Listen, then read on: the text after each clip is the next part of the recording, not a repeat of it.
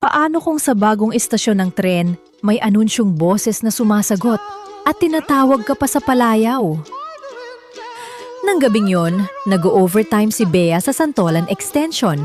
Tahimik. Pa-voice talent siya, kaya sa control room nagre-record.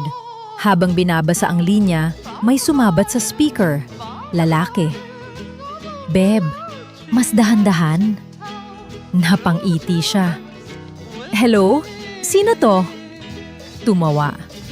Jiro, huwag kang mag-alala. Nandito ako. Pero hintay. Silip sa booth. Wala. Off monitors. Sa mesa, basang ID lace, amoy kalawang. Sa malayo, dumaan ang tren, walang ilaw.